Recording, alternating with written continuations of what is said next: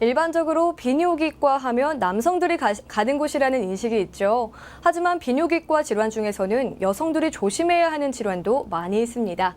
오늘은 그 대표적인 질환인 신장암과 방광암에 대해서 알아보려고 하는데요. 관심 있으신 분들은 오늘도 끝까지 함께해 주시기 바랍니다. 그 궁금증을 풀어주시기 위해 명지병원 비뇨기과 이소연 교수님 나와주셨습니다. 교수님 안녕하세요. 네, 안녕하세요.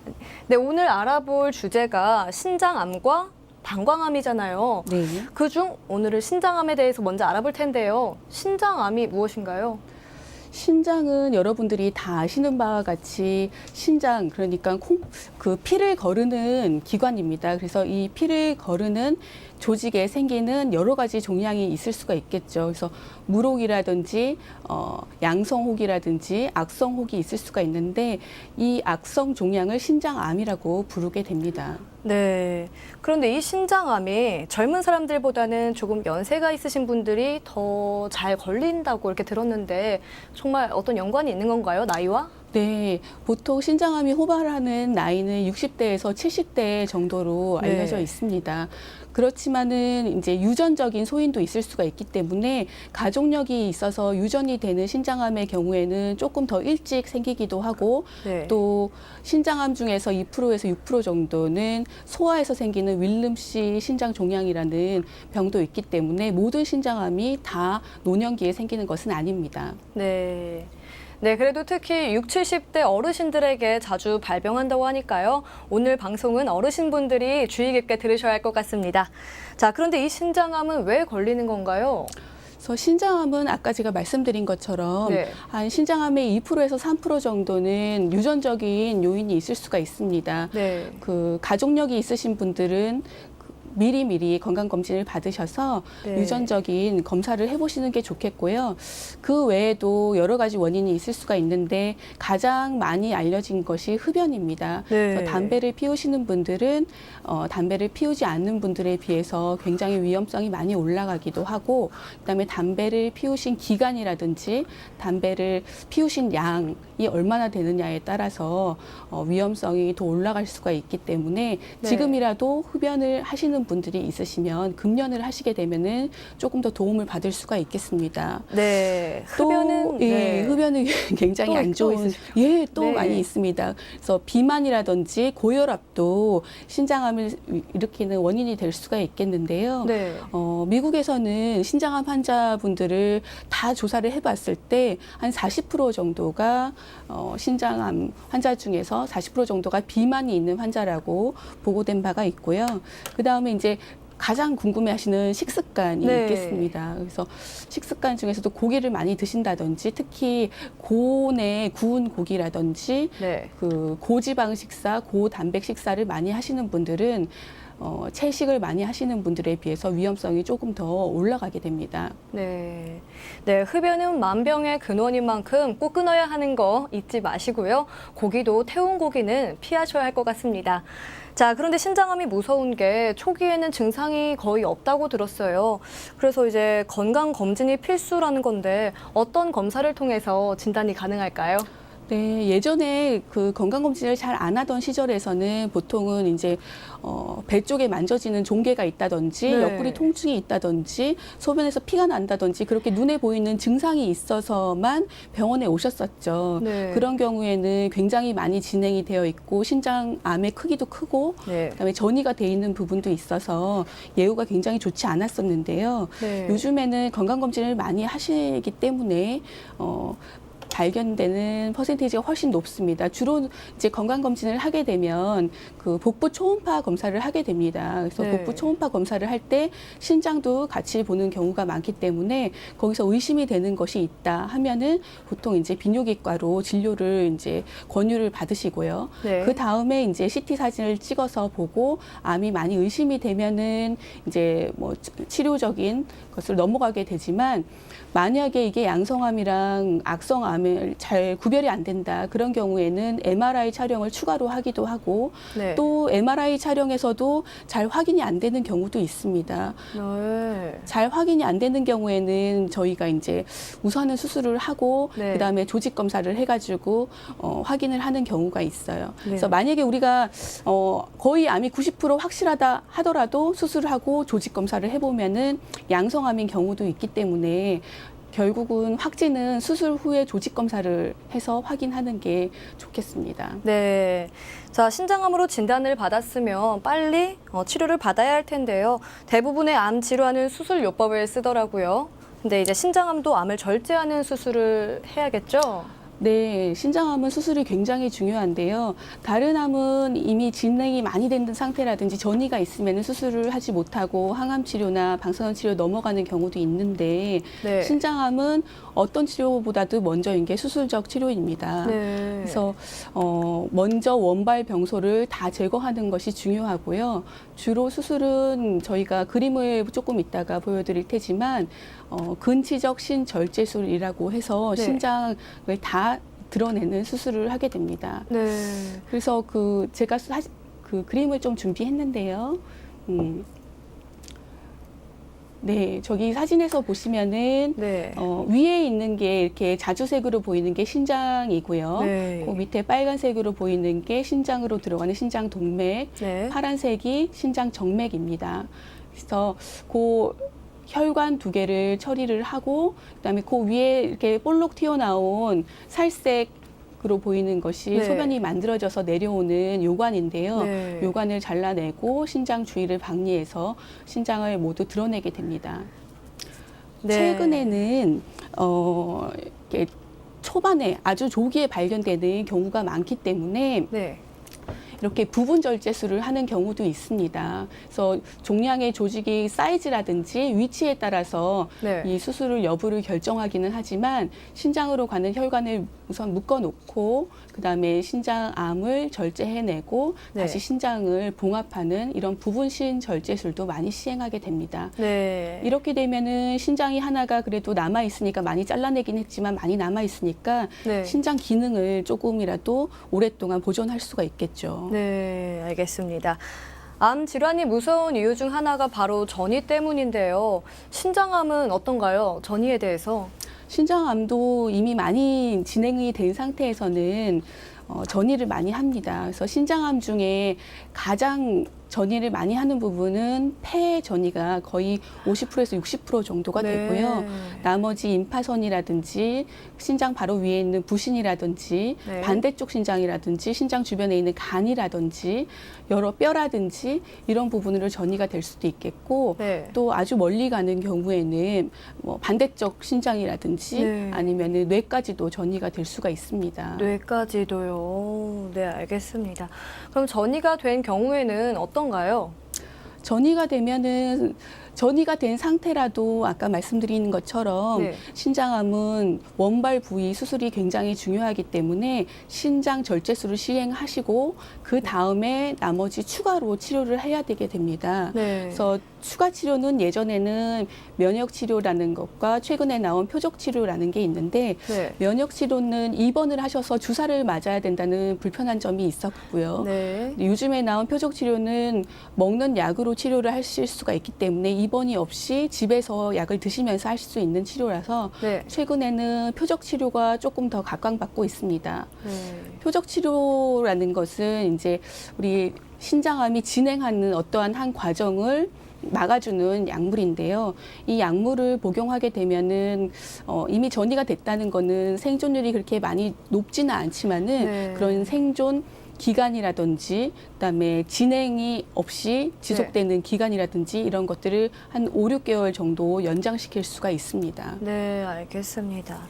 자, 치료 이야기가 나오면요. 무엇보다 완치율이 정말 궁금하거든요. 신장암의 완치율 그리고 재발률, 생존율은 어느 정도일까요? 신장암은 이제 수술만 잘 되면은 보통은 초기에 발견되면은 거의 뭐 제 명만큼 산다 이렇게 얘기할 정도로 요즘 조기 검진으로 인해서 5년 생존율이 굉장히 높습니다. 네. 그래서 신장 안에 네. 신장이 국한돼 있는 경우에는 5년 생존율이 거의 70%에서 90% 정도 되고요. 네. 그다음에 신장 밖으로 나와 있는 경우는 이보다는 한 15%에서 20% 정도가 떨어지게 됩니다. 만약에 임파선 전이가 있다 그러면은 조금 더 안 좋은 예후를 보이는데 5년 생존율이 한 10%에서 30% 정도로 보고되고 있고 네. 다른 장기로 전이가 되어 있다고 하면 1년 생존율이 한 50% 정도 그리고 10년 생존율은 5% 이내로 굉장히 낮은 것으로 보고되어 있습니다. 네, 알겠습니다. 또 이런 질문을 하신 분이 계셨는데요. 일반인들이 대수롭지 않게 먹는 의약품들, 그중에 즉 소화제나 진통제, 그리고 감기약이 신장암 위험을 높인다는 그런 말이 있더라고요. 어떤가요? 네, 여러 연구가 굉장히 많았습니다. 근데 제일 최근에 발표된 연구에 따르면은 여러 가지 진통제도 종류가 있는데 네. 우리가 관절염 같은 데 많이 사용하는 비스테로이드성 소염제인 경우에는 우리가 4년 이상 복용을 하게 되면 신장암 위험성이 1.4배 정도 증가하고 네. 10년 이상 복용을 하게 되면은 3배 정도 증가하는 것으로 보고가 되고 있는데요. 네. 이 외에 우리가 많이 드시는 뭐 혈전 예방으로 드시는 아스피린이라든지 그다음에 두통이나 그냥 일반적인 해열제로 쓰는 아세트아미노펜계 진통제들은 신장암과는 특별한 연관성이 있는 것으로 나오지 않았고요. 네. 그 다음에 그 아까 말씀드린 비스테로이드성 소염제라는 것도 유방암이라든지 그다음에 대장암 같은 경우에서는 그 위험성을 더 줄인다는 보고도 있어서 네. 무조건적으로 약을 끊기보다는 전문의하고 상의하시고 어떻게 하실지 결정하시는 것이 좋겠습니다. 네, 알겠습니다. 자, 다음은 방광암에 대해서 알아볼 텐데요. 우선 이 방광암, 어떤 질병인가요? 아까 신장에서 소변을 만든다고 했잖아요. 네. 그래서 그 만들어진 소변이 요관을 따라서 내려와서 방광으로 들어가게 됩니다. 그래서 네. 방광에서 모여서 있다가 한꺼번에 배출이 되게 되는데 그 방광, 우리가 옛날 얘기로 오줌보라고 하죠. 이 오줌보에 생긴 암을 방광암이라고 합니다. 이런 방광암 중에 거의 대부분은 소변이랑 닿고 있는 점막 쪽에 생긴 암들이 많습니다. 네. 네, 아까 신장암은 60, 70대 어르신들에게 자주 발병한다고 했는데 방광염은 어떨까요? 방광암도 이제 60대에서 70대에 제일 많이 호발하게 되고 특징적인 것은 남성에서 굉장히 많이 생깁니다. 그래서 여성보다 남성이 3배 정도 더 많이 발병을 하게 됩니다. 네. 제 지인 중에서 30대 남성분인데 방광암이 발병한 경우가 있었어요. 그래서 어르신들에게 주로 발병하지만 뭐 꼭 그렇지만은 않다는 의미겠죠? 네, 그래서 40대 이전에도 방광암이 생길 수가 있는데요. 네. 그 발병률은 사실은 60대 이상에 비해서 40대 미만이 25배 정도 낮습니다. 네. 그렇지만 젊은 나이에 생기는 방광암인 경우에서는 조금 더 다른 암과는 달리 다른 암들은 젊은 나이에 생기면은 좀 더 순한 암들이 많은데 네. 방광암은 조기에 이제 젊은 나이에서 발병하는 경우에는 조금 더 악성도가 높기 때문에 네. 적극적인 치료를 하시는 것이 좋겠습니다. 네, 알겠습니다. 그렇다면 이 방광암 왜 걸리는 걸까요?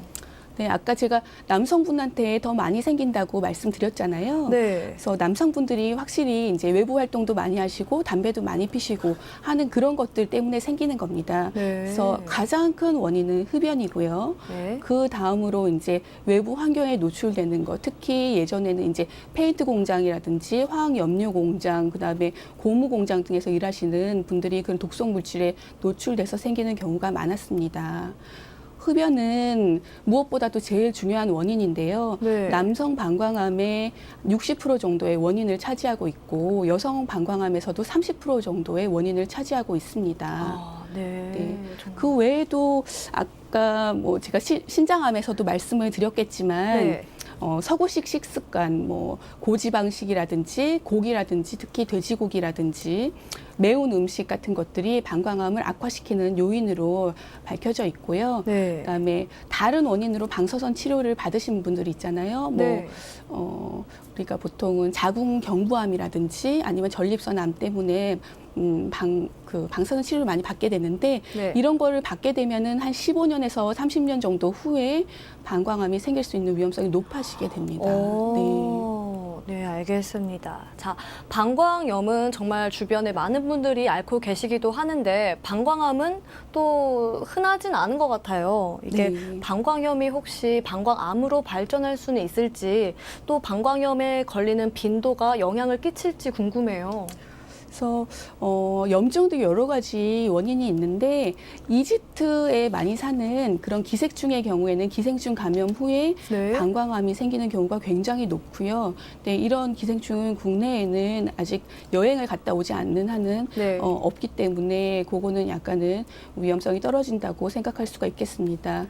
또 여성분들이 많이 생기는 네. 재발성 방광염의 경우에도 어떠한 연구를 보면은 재발성 방광염이 있는 사람을 조사해 봤을 때 네. 방광암의 위험성이 14배에서 16배 정도 네. 높다는 보고도 있습니다. 오. 그렇지만은 사실 방광암 초기 증상과 방광염의 증상이 거의 비슷하기 때문에 네. 이 연구가 대규모 연구도 아니었고 소규모의 연구인데다가 또 이런 방광암 초기에 환자들이 많이 포함되었을 가능성도 있어서 네. 단정하기는 어렵지만은 그래도 방광염이 자꾸 걸린다, 소변 검사했을 때 좀 이상의 혈뇨 같은 게 있다 하시는 네. 분들은 꼭 암을 의심하시고 검사를 받아보시는 것이 좋겠습니다. 네, 알겠습니다. 그럼 방광암 환자들에게서 이 혈뇨는 대부분 다 발견이 되는 건가요? 네, 그래서 방광암으로 오시는 환자분들의 85% 정도는 네. 예, 혈뇨를 주소로 오시게 되고 그 외에도 배뇨 통증이라든지 빈뇨라든지 급박뇨 같은 증상으로 오시는 분들도 있습니다. 그것이 바로 이제 방광염의 증상이죠. 빈뇨, 네. 급박뇨, 배뇨통 이런 것들이 네. 방광염의 증상이고요. 그 다음에 또 진행된 경우에는 옆구리 통증이라든지 이런 문제로 오시는 분들도 있습니다. 네, 85%의 환자들에게서 혈뇨가 나온다고 하니까요. 혹시 혈뇨가 보이시면 꼭 조기 검진 하시는 게 좋을 것 같습니다. 자, 혈뇨가 나오면 정말 빨리. 네. 그럼 진단은 어떤가요? 진단 과정은 복잡한가요? 그렇게 많이 복잡하지는 않은데요. 우선은 소변 검사를 먼저 해서 실제 혈뇨가 있는지 염증이 있는지 여부를 확인하게 되고 그 다음으로 소변으로 하는 암세포 검사를 하시게 되고요. 근데 이 암세포 검사가 굉장히 정확도가 높은 검사는 아니기 때문에 네. 같이 CT 사진이나 방광 내시경 검사를 하게 됩니다. 위암에서 위암에서 이제 위내시경이 굉장히 중요하잖아요. 네. 그래서 방광암에서도 방광 내시경이 제일 확진을 위한 좋은 검사입니다. 네. 그래서 방광 내시경 소견을 한번 보시게 되면은 네.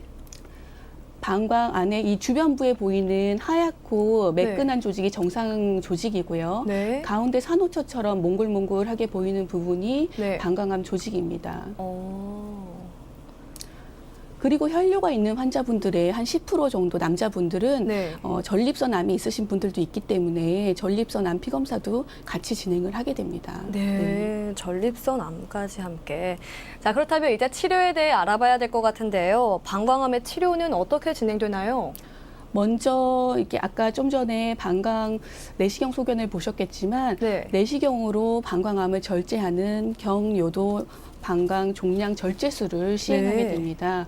그래서 실제로 보고 그 부분을 떼어내는 것이 정확한 치료인 동시에 그 떼어낸 조직 검사를 통해서 네. 어디까지 암이 침투를 했는지 그것을 알게 되고요. 네. 침투한 상태에 따라서 앞으로 치료가 결정이 되게 되는데요. 네. 전망에만 국한되어 있는 경우에는 특별한 치료가 필요 없을 수도 있지만 거기보다 조금 더 밑으로 내려갔다든지 암 조직이 여러 군데라든지 특히 남성이 흡연을 하시는 분이라든지 재발성이라든지 그런 네. 경우에는 수술 후에 방광 안에 약물 주입 요법을 하기도 합니다. 네. 근데 만약에 조직 검사에서 근육층 밑에까지 굉장히 깊이 들어갔다 그러면 치료가 확 달라지는데요. 네. 그래서 이 치료에서 끝나지 않고 방광 전체를 다 드러내야 되고 네. 그다음에 이제 방광을 드러내게 되면은 이제 소변을 모을 공간이 없잖아요. 네. 그래서 장을 잘라서 인공 방광을 만들어주는 그런 큰 수술을 하셔야 됩니다. 네.